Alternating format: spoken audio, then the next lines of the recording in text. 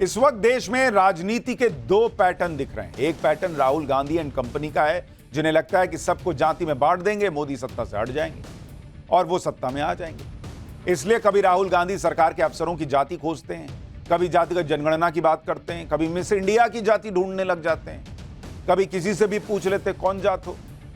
यह बात अलग है कि अगर कोई खुद राहुल गांधी से उनकी जाति पूछ ले तो इनकी पूरी पार्टी और इंडी गठबंधन में आग लग जाती कि राहुल गांधी से जाति कैसे पूछ ली। लेकिन राहुल गांधी आजकल जाति राजनीति के चैंपियन बने हुए हैं, तो इसलिए उनको तो सब माफ है, वो तो कुछ भी कर सकते हैं। जाति की राजनीति ने इंडी गठबंधन को बड़ा फायदा भी दिलाया था। यह जाति की राजनीति शुरू इन्होंने मजबूरी में की थी, क्योंकि नरेंद्र मोदी और योगी आदित्यनाथ के हिंदुत्व की काट इनके पास थी नहीं। लेकिन जो काम मजबूरी में शुरू किया, अब इन्हें इसी जाति की राजनीति वाले काम में मजा आने लगा है। इसलिए राहुल गांधी मिस इंडिया की भी जाति देख रहे हैं, मीडिया की भी जाति देख रहे हैं। लेकिन जब जाति की इस तरह की राजनीति देश में चलाई जा रही हो तो जवाब भी वैसा ही देना पड़ता है जैसा जवाब यूपी के मुख्यमंत्री और हिंदुत्व के बड़े ब्रांड बन चुके योगी आदित्यनाथ ने दिया। सीएम योगी ने वो बात कह दी जिसे कहने के लिए इस देश में बड़ी हिम्मत चाहिए। लेकिन आज का जो माहौल है, आज जिस तरह से जाति के नाम पर बांटा जा रहा है, योगी को यह बात क्लियर कट कहनी पड़ी और इसलिए हर जगह सीएम योगी की इस बात की चर्चा हो रही है। सीएम योगी ने क्लियर कट हिंदू समाज से कह दिया कि बटेंगे तो कटेंगे, एक रहेंगे तो नेक रहेंगे, नहीं तो बांग्लादेश का हाल देख लो। सुनिए सीएम योगी ने कैसे हिंदुओं को चेताया है। फिर आपको बताऊंगा कि योगी की बात पर क्यों तिलमिला गए ओवैसी अखिलेश, और क्या योगी की बात हिंदू समाज सुनेगा जिसे जाति के नाम पर बांटा जा रहा है। राष्ट्र से बढ़कर के कुछ नहीं हो सकता, कुछ नहीं हो सकता। और राष्ट्र तब सशक्त होगा जब हम एक रहेंगे, नेक रहेंगे, तभी नेक रहेंगे। बटेंगे तो कटेंगे। आप देख रहे हैं ना, बांग्लादेश में देख रहे हो ना,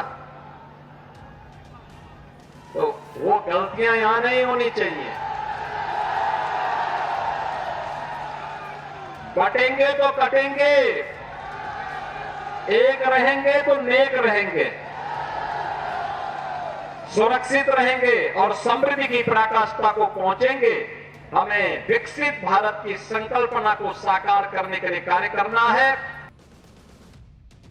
योगी की बात कड़वी है लेकिन खरी बात। बटेंगे तो कटेंगे, सीधा मतलब यही है कि जुड़ेंगे तो बचेंगे, नहीं तो वही होगा जो बांग्लादेश में।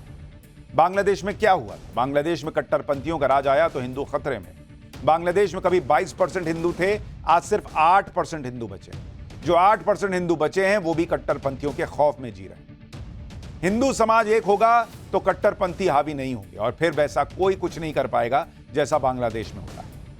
योगी की बातों को का सीधा मतलब यही है, लेकिन योगी की ये खरी बात ओवैसी और अखिलेश जैसे नेताओं को चुभ गई।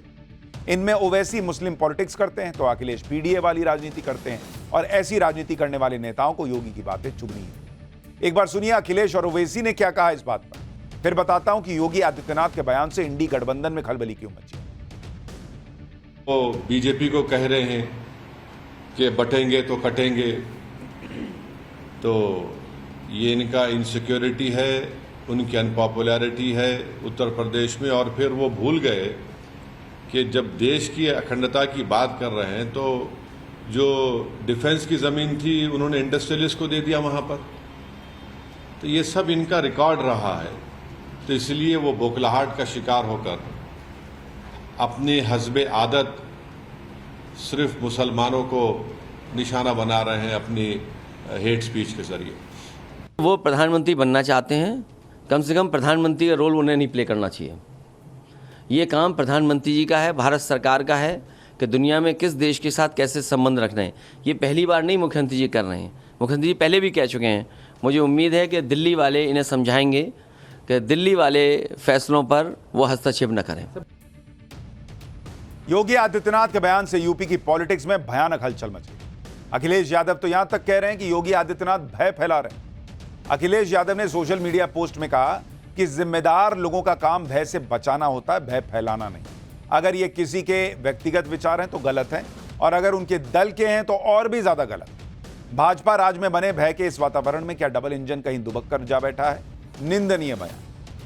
बांग्लादेश पर जिस मुखरता से योगी आदित्यनाथ बयान दे रहे हैं उससे इंडी गठबंधन को परेशानी हो रही है। क्योंकि अगर योगी आदित्यनाथ की बातें हिंदू समाज समझ गया तो फिर इंडी गठबंधन की पूरी मेहनत ही बेकार हो जाएगी। राहुल गांधी के प्रधानमंत्री बनने का सपना टूट जाएगा, क्योंकि इंडी गठबंधन हर कीमत पर जाति की राजनीति चाहता है। इंडी गठबंधन यही चाहता है कि सब जातियों में बटे रहें, जिससे बीजेपी के हिंदुत्व को कमजोर किया जा सके। यही वजह है कि राहुल गांधी बार बार जातिगत जनगणना का जिक्र कर रहे हैं, और इसे लेकर राहुल गांधी का डेस्परेशन इस लेवल तक पहुंच गया है कि उन्होंने एक प्राइवेट एजेंसी के सर्वे के नतीजों के आधार पर कह दिया कि मोदी जी, अगर आप जातिगत जनगणना को रोकने के बारे में सोच रहे हैं तो आप सपना देख रहे हैं, कोई शक्ति अब इसे रोक नहीं सकती। हिंदुस्तान का ऑर्डर आ चुका है, जल्दी ही 90% भारतीय जाति जनगणना का समर्थन और मांग करेंगे। ऑर्डर अभी लागू कीजिए या आप अगले प्रधानमंत्री को यह करते हुए देखें। साफ है कि राहुल गांधी को यह लग रहा है कि जातिगत जनगणना ही वो मुद्दा है जो पीएम मोदी को कुर्सी से हटाकर उन्हें प्रधानमंत्री की कुर्सी तक पहुंचा सकता है। शायद इसलिए वो हर चीज को अब जातिगत जनगणना से जोड़ रहे हैं। यहां तक कि राहुल गांधी ने मिस इंडिया कॉन्टेस्ट को भी इससे जोड़ दिया।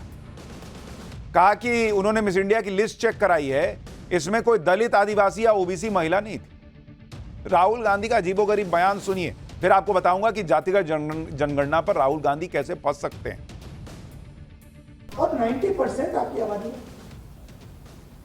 अब अगर आपकी 10% होती तो कोई कह सकता हाँ भैया 10% आबादी है, ठीक है, पर 90% आबादी आपके बिना देश नहीं चल सकता। और फिर मीडिया में आपको दिखेगा भैया, एक पहले क्या होगा, वो बॉलीवुड की बात करेंगे,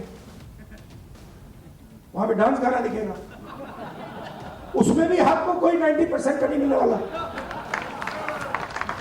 कोई नहीं मिलेगा। मैंने चेक किया भाई, मैंने लिस्ट निकाली है, मैंने भैया मिस इंडिया की लिस्ट निकाली है, तो मैंने लिस्ट निकाली मिस इंडिया की। मैंने कहा भैया इसमें तो होगा, मतलब एक दलित महिला तो होगी, एक आदिवासी महिला तो होगी ना, ना दलित है, ना आदिवासी, ना ओबीसी, कोई नहीं। ये वो राहुल गांधी हैं जो ना तो खुद दलित हैं, ना ओबीसी हैं, ना आदिवासी, और पूरी कांग्रेस पार्टी गांधी परिवार के हिसाब से चलती है। तो अगर इतना आदिवासी, दलित, पिछड़ों के लिए करने का शौक है तो गांधी परिवार जो है वो पूरी कांग्रेस पार्टी की जिम्मेदारी दे देता किसी को, दलित को, आदिवासी को, पिछड़े। ये राहुल गांधी जो बड़ी बड़ी बातें कर रहे हैं, इनकी खुद की कोर टीम में कितने दलित, आदिवासी, और ये जो कह रहे हैं कि भाई कोई भी मिस इंडिया जो है वो नहीं रही दलित, आदिवासी, अरे भाई कोई इनसे पूछे कि 70-75 साल से ज्यादा हो गए देश की आजादी को, उसमें 55-60 साल तो आपने राज किया, तो बना देते दलित, आदिवासी महिला को मिस इंडिया, अगर सरकार बनाती है तो। राहुल गांधी की बातें समझ से बाहर होने लगी। अब क्या ब्यूटी कॉन्टेस्ट भी जाति देखकर होगा क्या? क्या किसी ने ऐश्वर्या राय की जाति पूछी थी जब वो मिस वर्ल्ड बनी थी, या किसी ने सुष्मिता सेन की जाति पूछी थी जब वो मिस यूनिवर्स बनी थी? भारत से यही दो पहले और बड़े चेहरे थे जिनका नाम वर्ल्ड लेवल पर हुआ जब इन्होंने इंटरनेशनल लेवल का ब्यूटी कॉन्टेस्ट जीता। लेकिन अब राहुल गांधी जिस तरह की राजनीति कर रहे हैं उसमें ब्यूटी कॉन्टेस्ट विनर की भी जाति देखी जाएगी, ब्यूटी कॉन्टेस्ट में भी जाति देखकर पार्टिसिपेंट भेजे जाएंगे। मतलब राहुल गांधी का लॉजिक क्या है, ये आपको समझने के लिए भी आपको अपने अंदर के लॉजिक को मारना पड़ेगा, क्योंकि वो लॉजिक के लेवल पे आता ही नहीं। उनकी बातों से ऐसा लग रहा है कि उनका बस चलता तो बॉलीवुड ओलंपिक क्रिकेट टीम में आरक्षण लागू कर देते। सोचिए अगर ऐसा हो जाए तो क्या हुआ। आप क्रिकेट का उदाहरण देखिए, हाल ही में इंडिया ने T20 वर्ल्ड कप जीता और इसके बाद रोहित शर्मा और विराट कोहली ने रिटायरमेंट ले लिया। अगर राहुल गांधी के फॉर्मूले से चलें तो अब उस परिस्थिति में किसी भी वर्ग का योग्य खिलाड़ी रोहित और कोहली की जगह ले सकता है, क्योंकि वो दोनों जनरल कास्ट से हैं। अगर पिछड़े वर्ग से कोई खिलाड़ी रिटायरमेंट लेता है या उसे टीम से बाहर किया जाता है तो राहुल गांधी के फॉर्मूले के मुताबिक उसकी जगह उसी वर्ग का दूसरा खिलाड़ी लेगा। इसके लिए जनरल या अन्य वर्ग जितना भी बढ़िया परफॉर्मेंस दे दे उन्हें टीम में जगह नहीं मिलेगी। राहुल गांधी के फॉर्मूले के मुताबिक तो भारतीय टीम में कप्तानी का रोटेशन भी जाति के आधार पर होगा। इसी तरह ओलंपिक में भी खिलाड़ियों की परफॉर्मेंस से पहले उनकी जाति देखी जाएगी। यानी राहुल गांधी के फॉर्मूले के हिसाब से चलें तो ओलंपिक में जाने वाले भारतीय दल में हर वर्ग के खिलाड़ी फिक्स किए जाएंगे, हर जाति के। और ऐसे में हो सकता है कि नीरज चोपड़ा, मनु भाकर, विनेश फोगाट जैसे खिलाड़ियों का नंबर ना आए, वो भी आरक्षण की संख्या पर निर्भर करें। पर मेरा तो सवाल है कि राहुल गांधी को इतनी चिंता है SC, ST, OBC की, तो भाई कांग्रेस ने तो 55-60 साल राज किया, क्रिकेट टीम में आरक्षण लागू कर देते, इंडियन टीम में, ओलंपिक में अपने जमाने में भेज देते आरक्षण लागू करके। बॉलीवुड में कोई फिल्म बनेगी तो राहुल गांधी के हिसाब से जो है उसमें जाति के आधार पर एक्टर लिए जाएंगे। तो आप करा देते ना बॉस, इतने साल 55-60 साल ये आइडिया नहीं आ रहा था, बत्ती नहीं जल रही थी। राहुल गांधी की इन उटपटांग बातों का खूब मजाक भी उड़ाया जा रहा है। केंद्रीय मंत्री किरण रिजिजू ने सोशल मीडिया पर कहा कि अब राहुल गांधी स्पोर्ट्स, फिल्म और मिस इंडिया कंपटीशन में भी आरक्षण चाहते हैं।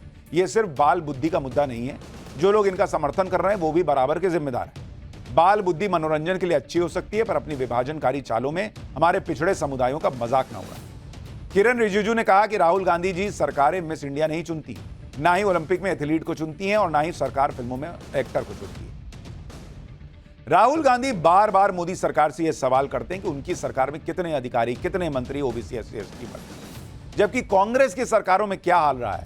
मैं आपको उसका एक और उदाहरण बताता हूं। पहले भी मैंने आपको बताया, जो काउंसिल ऑफ मिनिस्टर्स का डेटाबेस है उस पर आधारित रिपोर्ट के मुताबिक 1952 से लेकर अब तक जो मंत्री परिषद रहा है सरकारों में, किस पार्टी की सरकार ने दलितों और पिछड़ों को ज्यादा हिस्सेदारी दी, उसका आंकड़ा भी आपको दिखाता हूं। जो कह रहे हैं कि मिस इंडिया को बन जाना चाहिए, मिस इंडिया दलित और ओबीसी और एससी एसटी को बन जाना चाहिए था, अगर आप उनके जमाने में देखेंगे मंत्री मंडल में प्रतिनिधित्व, भाई मान लीजिए अब वो अपने लिए तो मानेंगे नहीं, लेकिन आप मिस इंडिया नहीं बनाते, आप क्रिकेट टीम में नहीं कर सकते, ओलंपिक में नहीं कर सकते, मंत्रिमंडल में तो बना सकते थे ना भाई। अगर इसमें आपको दो हिसाब दिखाऊं कि बीजेपी की सरकार और कांग्रेस की सरकार, इन दोनों का क्या हिसाब रहा है। अब जनरल कैटेगरी, कितने जनरल कैटेगरी के मंत्री रहे हैं भाई जब जब बीजेपी की सरकार रही है। बीजेपी में 61.5% जनरल कैटेगरी के मंत्री रहे और कांग्रेस की सरकारों में 72.5%। तो भाई आप क्यों जनरल कैटेगरी को दे रहे थे? 90% अगर हिस्सेदारी एससी, एसटी, ओबीसी की है तो कांग्रेस 72% अपने मंत्री जो बनाती है वो जनरल कैटेगरी से क्यों बना रही थी इतने सालों में?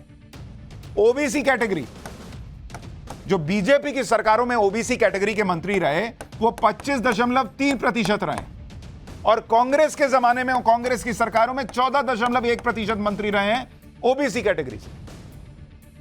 तो बताएं राहुल गांधी की ओबीसी मंत्री क्यों नहीं बन रहा था कांग्रेस के जमाने में सरकारों में? एससी कैटेगरी अगर आप देखेंगे, शेड्यूल कास्ट बीजेपी में 7.2% और कांग्रेस में 9.1%। यहां बीजेपी से थोड़ा सा आगे है। लेकिन शेड्यूल ट्राइब का अगर आप मामला देखिएगा, आदिवासियों का, बीजेपी फिर यहां बाजी मार जाती है। 5.9% आदिवासियों को मंत्रिमंडल में बीजेपी की सरकारों में जगह मिली और कांग्रेस में 4.3%। तो कोई पूछे ना भाई कि क्यों ओबीसी में नहीं दे पाए, क्यों एससी एसटी में जो है वो इतना कम दे पाए। देना था इनको 90% मंत्री बनाने थे, अपना बना नहीं पाएंगे। मिस इंडिया इनको चाहिए ओबीसी, एससी, एसटी से, अपने जमाने में बनाते ना भाई। राहुल गांधी जातिगत जनगणना का डंका पीट रहे हैं, लेकिन ये नहीं बता पा रहे कि जब केंद्र में उनकी पार्टी की सरकार थी तब उन्होंने जातिगत जनगणना क्यों नहीं कराई। यही सवाल मायावती अब राहुल गांधी से पूछ रही हैं कि केंद्र में बीजेपी की सत्ता आने से पहले कांग्रेस ने अपनी सरकार में राष्ट्रीय जातिगत जनगणना क्यों नहीं कराई, जो अब इसकी बात कर रहे हैं। जवाब दें। जबकि बीएसपी इसके हमेशा पक्षधर रही, क्योंकि इसका होना कमजोर वर्ग के हित में बहुत जरूरी है। जातिगत जनगणना को बड़ा मुद्दा बनाने के क्रेडिट लूटने की भी होड़ मची हुई है। मायावती ने दावा किया कि उनकी पार्टी सालों से पहले केंद्र में कांग्रेस और अब बीजेपी पर जातिगत जनगणना को लेकर दबाव बना रही है। इसी तरह का क्रेडिट लूटने की होड़ में अखिलेश यादव भी शामिल है। अखिलेश यादव कह रहे हैं कि वो भी सालों से इस मुद्दे को उठा रहे हैं। अखिलेश यादव ने जातिगत जनगणना के बहाने कांग्रेस को भी लपेट लिया। आरोप लगाया कि पिछली बार भी जातिगत जनगणना हुई थी, लेकिन उसके आंकड़े जारी नहीं हुए। सुनिए अखिलेश यादव। राजनीति का चक्र वहाँ पहुँच गया है कि हर दल आज जाति जनगणना की बात कर रहा है। और आपसे मैं कहना चाहता हूँ, देख लीजिएगा आप, भारतीय जनता पार्टी भी उसी रास्ते पे चलेगी। ये बात मैं पहली बार नहीं कह रहा हूँ। आज से लगभग 1 साल पहले मैंने कहा था कि वो दिन आएगा जब भारतीय जनता पार्टी भी स्वीकार करेगी और जाति जनगणना के लिए आगे आएगी। इससे पहले भी जाति जनगणना हुई थी, लेकिन डेटा उसका नहीं जनता के बीच में लाया गया था। अब हमें उम्मीद है कि जाति जनगणना भी होगी और जो डेटा तैयार होगा वो जनता के सामने लाया जाएगा। कोई अखिलेश यादव से भी पूछे कि आप तो उत्तर प्रदेश में मुख्यमंत्री रहे, आप उत्तर प्रदेश में करा लेते जातिगत जनगणना और वहां पर आप डेटा सार्वजनिक कर देते। कर्नाटक में कांग्रेस ने कराया लेकिन आज तक सार्वजनिक नहीं किया। तो ये लोग या तो कराएंगे नहीं, कराएंगे तो बताएंगे नहीं, लेकिन जातिगत जनगणना पर पॉलिटिक्स भरपूर करेंगे। इंडी गठबंधन का तो पूरा फोकस इसी पर है कि कैसे हिंदुओं को जातियों में बांटा जाए, और इसी वजह से योगी आदित्यनाथ फायर मोड में। बांग्लादेश में हिंदुओं पर हो रहे अत्याचार पर जिस तरह से इंडी गठबंधन खामोश है, उस पर योगी आदित्यनाथ ने कहा कि विपक्ष फिलिस्तीन के मुद्दे पर तो बोलता है, लेकिन बांग्लादेश में हिंदुओं पर हो रहे अत्याचार पर चुप हो जाता है। सुनिए योगी आदित्यनाथ को, फिर बताता हूं कि बांग्लादेश में जन्माष्टमी पर किस मंदिर पर हमला हो गया। आपने देखा होगा इन सब के मुंह बंद है बांग्लादेश की घटना पर, कोई बोलना नहीं चाहता क्योंकि उन्हें भय है अगर वो बोलेंगे तो उनके वोट बैंक खिसकते हुए दिखाई देंगे। उनके पैरों के नीचे की जमीन जिस पर वे लोग खड़े हैं, वे अंगारे उनको ही जलाते हुए दिखाई दे रहे होंगे, और इसलिए वे मौन हैं, बोल नहीं सकते। जो लोग दुनिया के अंदर अन्य मुद्दों पर बोलते हैं, मुखर होकर के बोलते हैं, उनको फिलिस्तीन दिखाई देता है लेकिन बांग्लादेश नहीं दिखाई देता। उनको दुनिया के अंदर अन्य जगह दिखाई देती है लेकिन बांग्लादेश नहीं दिखाई दे रहा है, क्योंकि वहां मंदिर तोड़े जा रहे हैं और हिंदू मारा जा रहा है, संतों पर अत्याचार हो रहा है।